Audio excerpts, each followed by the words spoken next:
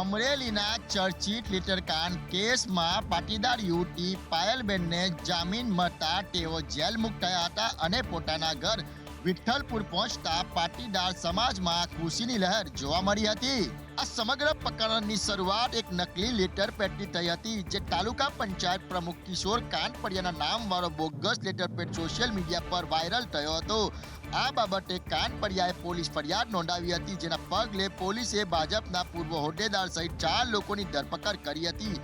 જો કે આ કેસમાં ટાઈપિસ્ટ તરીકે કામ કરતી પાટીદાર યુવતીનું જાહેરમાં સરઘસ કાઢતા વિવાદ ઉગ્ર બન્યો હતો। ત્યારે આજે સેશન કોર્ટમાં પાયલ ગોટીની જામીન અરજી પર સુનાવણી હાથ ધરવામાં આવી હતી। કોંગ્રેસ નેતા લલિત કઠગરાએ કહ્યું હતું કે દેશમાં ન્યાયતંત્ર જીવિત છે, દોષિત પોલીસ કર્મીઓ પર કાર્યવાહી થવી જોઈએ તેવી માંગ કરી હતી। રાજકોટમાં વક્ફ બોર્ડના નામે દુકાનો ખાલી કરાવવામાં આવી, જે મામલે આજે પોલીસે વિદ્યાર્થીઓને સાથે રાખીને ઘટનાનું રિકન્સ્ટ્રક્શન કર્યું હતું। વક્ફ બોર્ડના નામે દુકાનો ખાલી કરાવનાર આરોપીઓને સાથે રાખી ઘટનાનું રિકન્સ્ટ્રક્શન કરવામાં આવ્યું। નવાબ મસ્જિદના ટ્રસ્ટી ફારૂક મુસાણી સહિત 9 શખ્સોને દાણાપીઠ વિસ્તારમાં ઘટનાસ્થળે લઈ જવામાં આવ્યા। તમામ શખ્સોએ દુકાનોના તાળા તોડી સામાન રોડ પર ફેંક્યું હતું। આરોપી ફારૂક મુસાણીએ વક્ફ બોર્ડના નામે દુકાનો ખાલી કરાવી હતી। દુકાનો ખાલી કરાવનાર ફારૂક મુસાણી ભાજપનો જ કાર્યકર છે। ફારૂક મુસાણીના ભાજપના મોટા નેતાઓ સાથે ખેસ પહેરેલા ફોટા પણ સામે આવ્યા હતા। આરોપીઓ સામે કાર્યવાહીને લઈ ગૃહ રાજ્યમંત્રી હર્ષ સંઘવીએ પણ એક્સ પોસ્ટથી માહિતી આપી હતી। વધુમાં કહ્યું કે અમે તમને મદદ કરવા માટે હંમેશા તૈયાર છીએ અને ગેરકાયદે પ્રવૃત્તિઓથી લોકોને હેરાન થવા નહીં દઈએ। ગુજરાતમાં બધું જ નકલી જોવા મળી રહ્યું છે, ત્યારે હવે રાજકોટમાં નકલી પોલીસનો રાફડો ફાટ્યો છે। રાજકોટમાં છેલ્લા 2 દિવસથી કુલ 5 નકલી પોલીસ ઝડપાયા છે। પોલીસે વધુ એક નકલી પોલીસની ઓળખ આપી તોડ કરતા શખ્સની ધરપકડ કરી છે। પોપટપરા વિસ્તારમાં રહેતા નિહિરભાનુ ફુગસિયાને ઝડપી પાડવામાં આવ્યો છે। તે ગત 30 તારીખે યુગલ હોટેલમાંથી બહાર નીકળતા જ તમે અહીંયા શું કરવા આવ્યા છો કહી તોડ કર્યો હતો। નકલી ક્રાઇમ બ્રાન્ચની ઓળખ આપી 50,000 રૂપિયાની માંગણી કરી હતી। બાદમાં યુવકે બદનામીના ડરે 12,000 રોકડા અને 19,000 એટીએમમાંથી ઉપાડીને કુલ રૂપિયા 31,000 આપ્યા હતા, જે સમગ્ર ઘટના સીસીટીવી ફૂટેજમાં પણ સામે આવ્યા છે, જેને લઈને પોલીસ ફરિયાદ કરતા એ ડિવિઝન પોલીસે આરોપીની ધરપકડ કરી છે।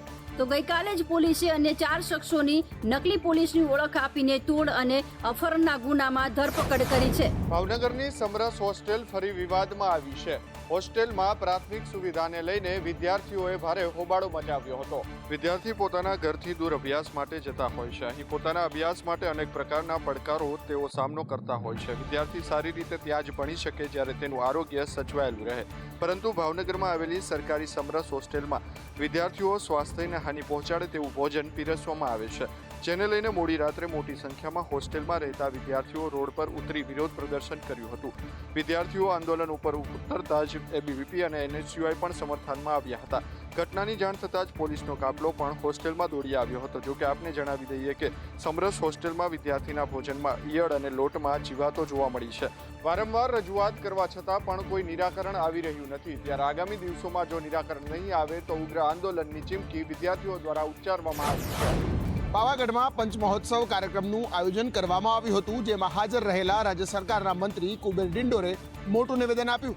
પંચમહોત્સવમાં શિક્ષણ મંત્રી કુબેર ડિંડોરે કહ્યું કે હિન્દુ સમાજે જે ગુમાવ્યું છે તે પરત મેળવવાનું છે, તેમજ હિન્દુસ્તાને વિશ્વગુરુની સ્થિતિને પાછી મેળવવાની છે અને ભારતની સ્થિતિ મજબૂત થાય તે માટે પ્રયાસ ચાલુ છે। આપણી હિન્દુ સમાજની, હિન્દુ સંસ્કૃતિની જે વિરાસત, ભવ્ય અને દિવ્ય જે વારસો હતો, વિરાસત હતી, એને જે વિધર્મીઓ મિત્રો ખંડિત કરવાનું કામગીરી કરી, પણ આજે પણ એ અજય અને અમર પાવાગઢની ધરતી પર જે બિરાજમાન છે, આવનારી પેઢી જાણે પીછાણે એના માટેના પ્રયત્નો મિત્રો થઈ રહ્યા છે। આપણી સંસ્કૃતિને મિત્રો આપણે જે ગુમાવ્યું છે, આપણે હિન્દુ સમાજે જે ગુમાવ્યું છે, અને મિત્રો આપણી આજની પેઢી, યુવા પેઢી, આવનારી પેઢી જાણે પીછાણે યાદ રાખો, આપણે જે ગુમાવ્યું છે પાછું મેળવવાનું છે। વધુમાં શિક્ષણ મંત્રીએ કહ્યું કે આપણી ધરોહર અને આપણી વિરાસત વિશ્વ લેવલની છે, જેને આપણે પાછી મેળવવાની છે। શિક્ષણ મંત્રી અને કોંગ્રેસના ધારાસભ્ય સામસામે આવી ગયા છે।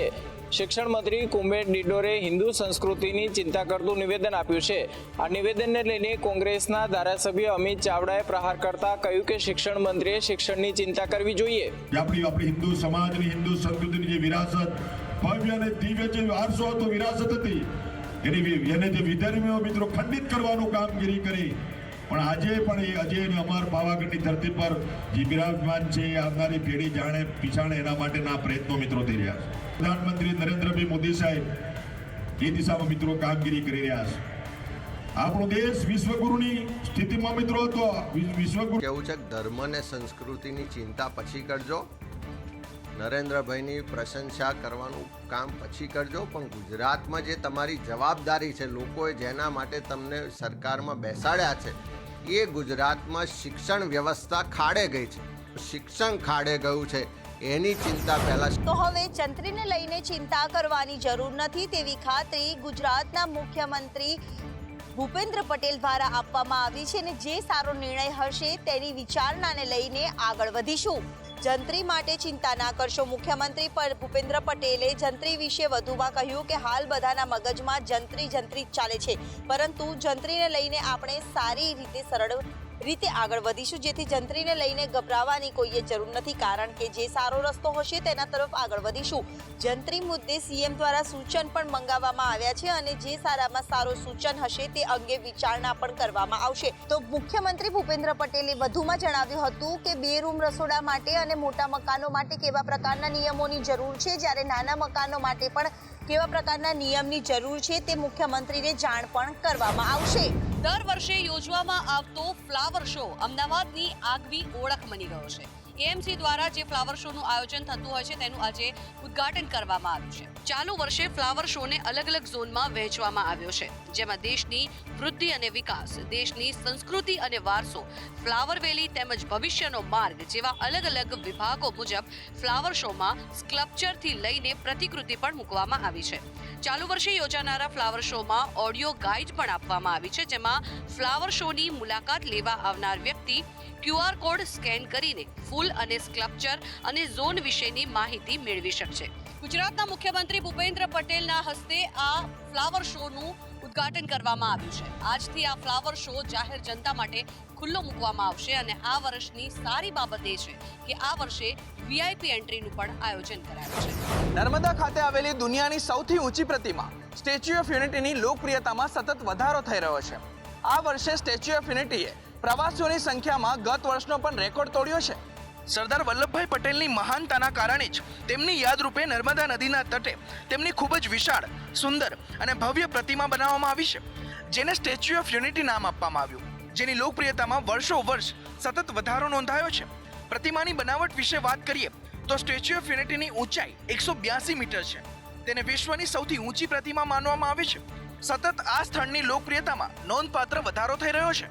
2023માં 51,20,000 પ્રવાસીઓએ સ્ટેચ્યુ ઓફ યુનિટીની મુલાકાત લીધી હતી, જ્યારે વર્ષ 2024માં 58,25,000 મુલાકાતીઓએ સ્ટેચ્યુ ઓફ યુનિટીની મુલાકાત લીધી હતી. ત્યારે 2018થી લઈ અત્યાર સુધી 2 કરોડથી વધુ લોકો આવ્યા હોવાનો અંદાજ છે. ઉત્તર ભારતના ઘણા રાજ્યોમાં તીવ્ર ઠંડીનો કહેર જોવા મળી રહ્યું છે. ઠંડીની સાથે સાથે 14 એવા રાજ્યો છે જેઓ ધુમ્મસની ઝપેટમાં આવી ગયા છે, જેના કારણે ફ્લાઇટ્સ અને ટ્રેન સેવાની માઠી અસર પડી છે. અહીં ફ્લાઇટ ઓપરેશન બંધ કરી દેવામાં આવ્યું છે. આ સિવાય વિઝિબિલિટી અને હિમવર્ષાને કારણે જમ્મુ કાશ્મીરના શ્રીનગરમાં ફ્લાઇટ ઓપરેશન પણ બંધ કરી દેવાયું છે. ઉત્તર પ્રદેશના નોઈડામાં ઠંડીના કારણે 8 ધોરણ સુધીની શાળાઓ બંધ કરી દેવાઈ છે. પહાડોમાં પણ બરફવર્ષા અને ઠંડી વધી છે અને તાપમાન પર નજર કરીએ તો તાબોનું લઘુત્તમ તાપમાન -14.7 ડિગ્રી, સાંભળોમાં -9.3 ડિગ્રી, હુકુમ સાયરીમાં -6.9 ડિગ્રી, કાલ્પામાં -2 ડિગ્રી અને મનાલીમાં 2.8 ડિગ્રી તાપમાન નોંધાયું હતું. બિહારના પટનામાં તીવ્ર ઠંડીને કારણે તમામ શાળાઓ અને વર્ગોના સમયમાં ફેરફાર કરવામાં આવ્યો છે. તો હિમાચલ પ્રદેશમાં ભારે બરફવર્ષા બાદ 5 વિસ્તારો એવા છે કે જ્યાં તાપમાન માઇનસ પર પહોંચી ગયું છે.